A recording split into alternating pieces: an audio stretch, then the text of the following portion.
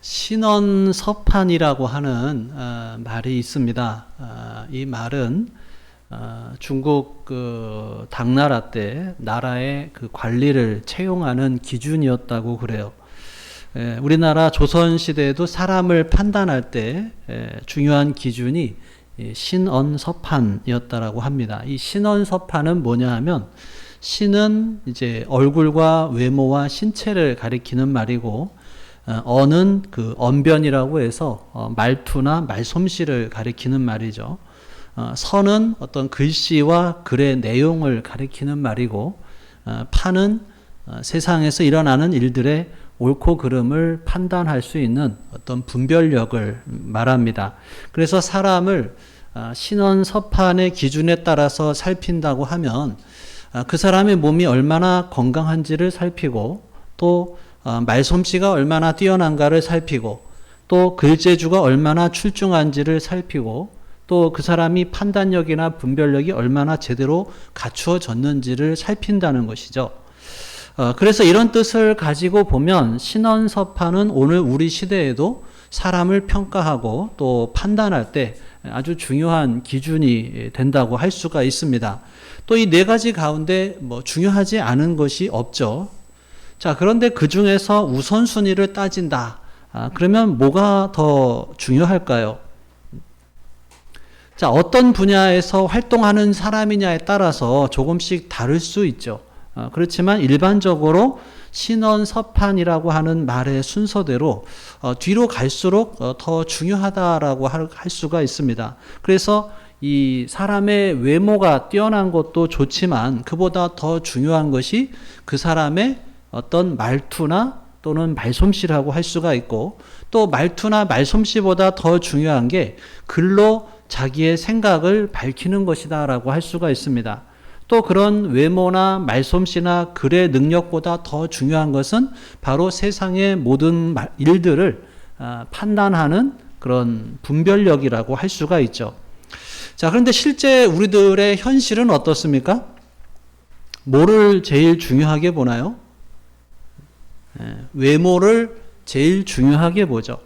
그러니까 판단력이나 그 사람의 분별력 또는 그 사람이 글로 자기의 생각을 나타내는 능력 같은 것은 사실 그렇게 금방 드러나지를 않습니다.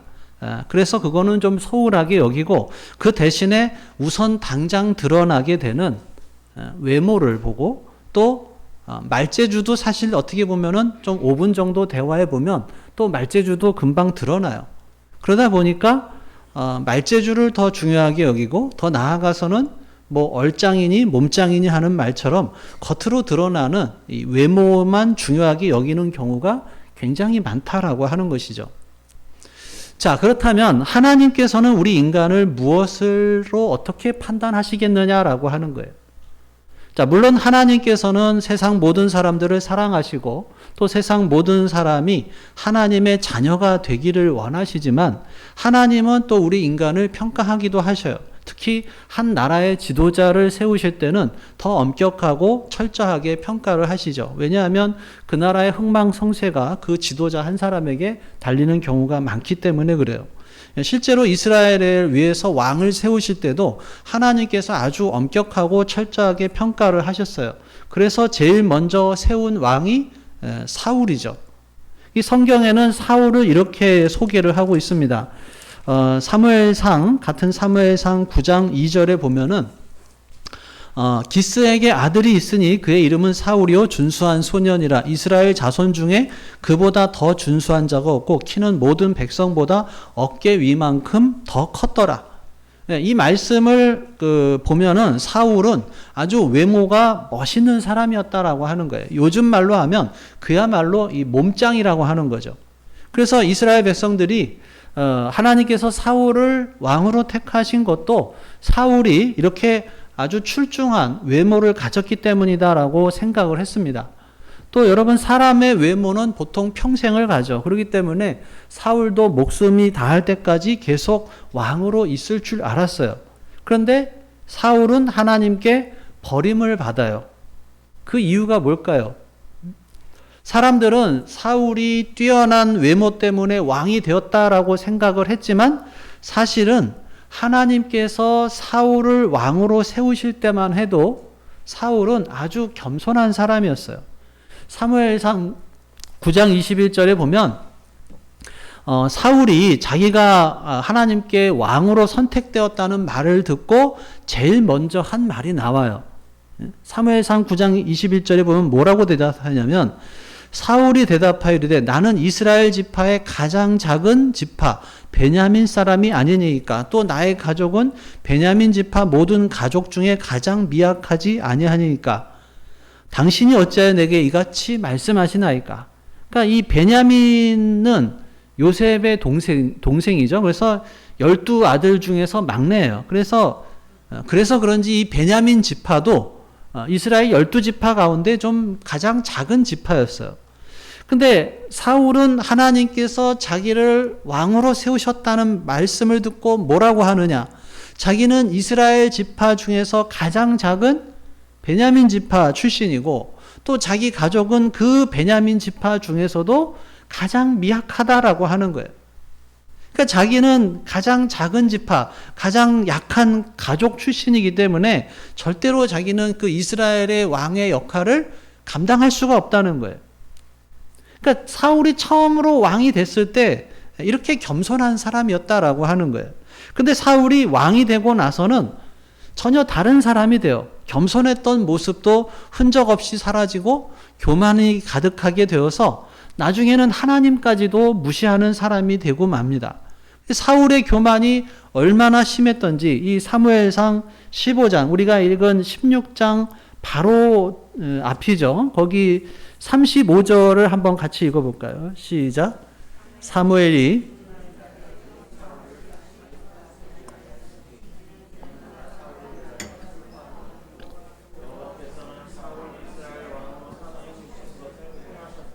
예.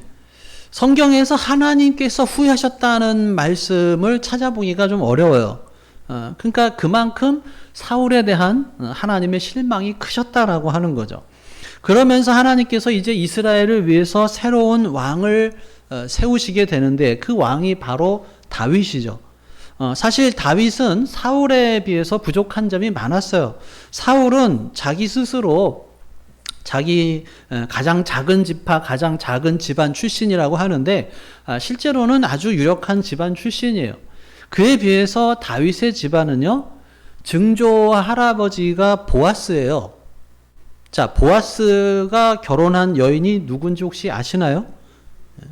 모압이라고 하는 룻기에 나오는 모압이라고 하는 모압이라고 하는 나라 이방 사람 룻이죠. 예. 그러니까 다윗은 태어날 때부터 어떻게 보면 이방인의 피가 섞여 있어요. 그런데 하나님께서 그런 다윗의 집안을 택하셨다는 거예요. 그리고 다윗은 위로 형들이 7명이나 있는 집안의 막내예요. 그래서 집에서 가장 작은 존재예요. 더군다나 사무엘이 다윗의 집을 찾아왔을 때 다른 7 형들은 처음부터 사무엘을 만나는 자리에 있었어요. 실제로 오늘 말씀을 보면 하나님의 말씀을 따라서 다윗의 집을 찾은 사무엘이 제일 먼저 다윗의 제일 큰 형 엘리압을 보고 어떻게 소개를 하고 있는가를 보면 6절을 같이 읽어볼까요? 시작. 그들이 오매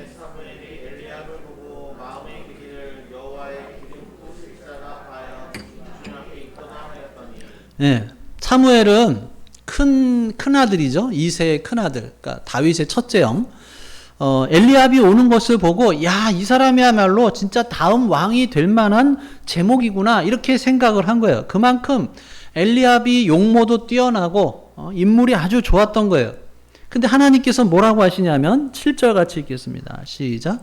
여호와께서 사무엘에게 이르시되 그의 용모와 키를 보지 말라. 내가 이미 그를 버렸노라. 내가 보는 것은 사람과 같지 아니하니 사람은 외모를 보거니와 나 여호와는 중심을 보느니라 하시더라. 아멘. 예, 이번 주 하가다 말씀입니다. 예, 이번 주도 좀 길어요. 그래서 3절로 인정을 합니다. 자, 사무엘은 뭐라고 하냐면 엘리압의 큰형 엘리압의 아주 준수한 외모와 큰 키에 깊은 인상을 받은 것으로 보이는데 하나님은 그거를 보지 말라는 거예요. 그러면서 뭐라고 그러냐면 내가 이미 그를 버렸노라. 이 말씀은 엘리압이 악한 사람이라서 버리셨다 이게 아니라 내가 그를 택한 게 아니다라고 하는 거예요. 여기서 말하는 용모와 키는 무슨 기준이에요? 바로 사람들이 초대 왕인 사울을 택할 때에 가졌던 기준이에요. 사울은 요즘 말로 하면 아주 몸짱이에요. 키가 커서 남들보다 머리가 하나 더 있어요. 풍채도 좋고 아주 장군감이에요. 근데 하나님은 그것이 아니라 다른 것을 보기를 원하신다는 거예요. 그게 뭐예요? 중심이라는 거예요. 마음의 중심이라고 하는 것입니다. 마음의 중심. 자, 그런데 옛날이나 지금이나 여전히 사람들이 먼저 보는 게 뭐예요? 외모예요. 그래서 우리가 외모를 잘 가꾸기 위해서 애를 많이 씁니다. 왜냐하면 사람들이 제일 먼저 보는 게 외모니까. 그 외모 때문에 어떤 때는 무시를 당하기도 하고 어떤 때는 아주 극진한 또 대접을 받기도 해요. 괜히 무시당하고 싶지가 않아요. 이 외모가 경쟁력이다 이런 말이 있죠. 회사 면접을 할 때도 굉장히 그래서 또 신경을 쓰고 가죠. 또 이런 말도 있어요. 예쁘면 다 뭐가 돼요? 용서가 된다. 저는 작년에 교회 이렇게 저희가 임직식 하면서 교회 이렇게 리모델링도 하고 그러는데 그 리모델링을 하신 분이 이제 장로님이셨는데 장로님이 하시는 말씀이 뭐냐면 목사님 요즘에는 건물이 전도하는 시대예요. 그래요. 이게 뭔 얘기인가 했더니 교회를 갈 때도 그 건물이 아주 삐까번쩍하면은 또 그 교회로 사람들이 몰린다는 거예요. 아주 그냥 옛날에는 개척교회 아주 지하실 같은 데도 사람들이 이렇게 오고 그랬는데 요즘에는 그런 데 안 간다는 거예요. 그 얘기는 뭐예요? 우리 교회도 외모 잘 좀 가꾸세요. 하다못해 교회 건물도 외모를 그렇게 잘 가꾸라는 거예요. 보기 좋게. 그래서 건물도 그런데 우리들의 몸은 어때요? 뭐 성형수술도 이쁘게 하기 위해서 또 운동도 열심히 해서 근육질 갖고 날씬한 몸매 가지려고 하고 그래서 몸짱이니 얼짱이니 하는 그런 말도 나오죠. 그렇게 외모에 그 신경을 쓰는 것이 꼭 나쁘다라고 하는 것은 아니에요. 자, 그런데 하나님께서는 뭐라고 하시느냐? 그런 용모나 키가 아니라 중심을 보신다는 거예요. 그러니까 하나님 앞에서 내가 얼마나 얼굴이 이쁘다, 아니면 내가 얼마나 몸이 보기 좋다, 이게 중요한 게 아니라 마음의 중심이 어떠하냐가 중요하다라고 하는 거예요. 하나님께서 이새의 그 7 아들을 하나같이 왕이 될 수 없다고 거절을 하셔요. 그래서 11절을 보면 7 아들을 다 만난 사무엘이 이새에게 뭐라 그래요? 네 아들들 다 여기 있느냐? 당신 아들 7이 전부냐는 거예요. 그러니까 이새가 뭐라 그래요? 11절에 보면 아직 막내가 남았는데 그는 양을 지킵니다. 여기서도 다윗이라고 안 해요. 그냥 막내라고 그래요. 여러분, 우리가 막내라고 하면은 어떤 의미가 있어요? 귀엽고 좀 더 애정이 가고 뭐 이런 의미인데 여기 이 개역 한글, 그러니까 지금 우리가 개역 개정이죠. 개역 한글에는 뭐라고 표현했냐면 말제라고 표현을 해요. 말제. 어떻게 보면 그게 더 맞는 표현 같아요. 그러니까 좀 무시하는 듯한 마음이 거기 들어가 있는 거예요. 그러니까 다윗은 중요한 자리에 나서지 말고 그냥 좀 저쪽에 가서 조용히 이렇게 좀 빠져 있어야 하는, 좀 속된 말로 하면 좀 찌그러져 있어야 하는 그런 집안 꼬마에 불과하다라고 하는 거예요. 그러니까 자기 집에 하나님의 사람 사무엘이 왔는데도 다윗은 그냥 저쪽에 가서 양만 치고 있었다라고 하는 거예요. 근데 결과적으로는 어떻게 돼요? 자, 12절 같이 읽겠습니다. 시작. 이에 사람을 보내어 그를 데려오매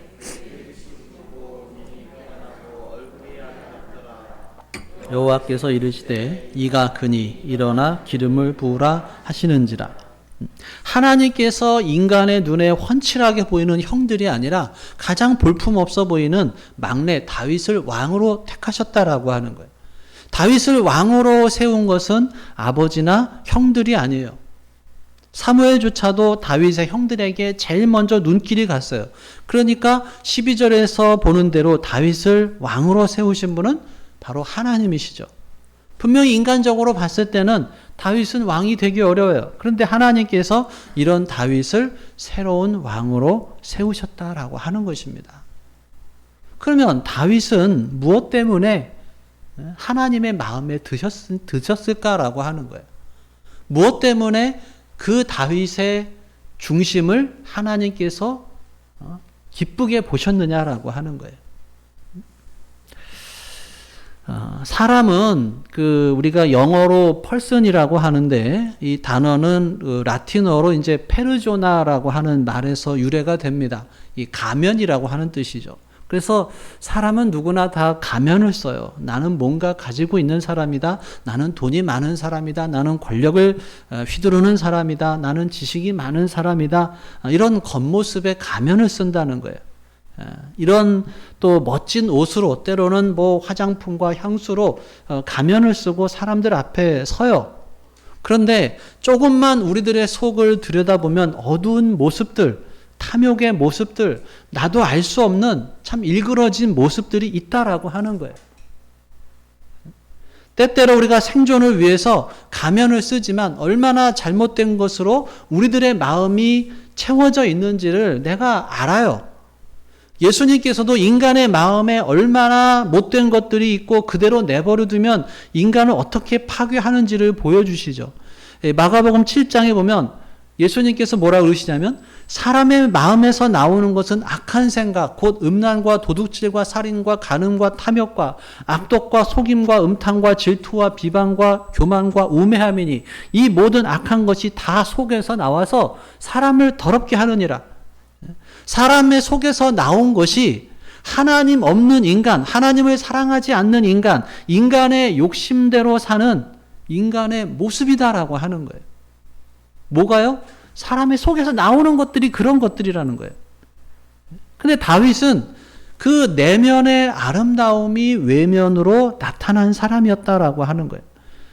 성경의 12절을 보면 다윗이 사무엘 앞에 나왔을 때 다윗을 뭐라고 표현해요? 그의 빛이 붉고 눈이 빼어나고 얼굴이 아름답더라. 아니, 하나님께서는 얼굴을 보지 않으신다 그러는데 왜 또 여기서는 또 얼굴을 보면서 칭찬을 하셔요? 언제는 뭐 외모 지상주의는 안 된다고 말씀하시는 것 같았는데 갑자기 또 다윗의 외모에 대해서는 칭찬의 말로 표현을 하셔요. 그럼 이 말의 뜻은 뭐냐라고 하는 거죠. 여러분, 여기서 다윗의 외모를 표현하는 것은 어떤 모습이었을까요? 사람들이 봤을 때 다윗의 외모는 그냥 그저 그런 수준이에요. 말재라고 표현할 만큼 그냥 별로 집안에서도 별로 이렇게 중요하게 생각하지 않는 그런 사람이에요. 그런데 다윗은 어떨까요?